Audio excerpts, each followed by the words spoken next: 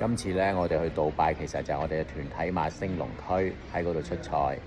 我記得嗰晚咧都仲衣香鬢影，大家攞住酒杯底傾偈，好開心嘅。直到咧就有一劃火光喺天空經過，咁啊大家開始驚驚地啊，快啲翻酒店。翻去酒店咧就開始大鑊啦，因為聽到出邊咧就有炮彈嘅聲音喎，同埋咧得閒夾雜住火光添。最大鑊咧就係3更半夜，突然間我2部電話啊，同埋嗰隻 Apple Watch 突然間尖叫啊！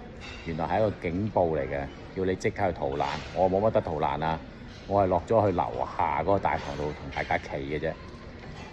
咁啊，不過咁講，我真係收到好多好關心嘅 message， 好多我全部都睇晒。即係我要講，香港人真係好有溫情嘅。咁依家香港嘅楊先生咧就準備翻香港啦。我想同大家講，和平原來唔係必然，珍惜眼前人。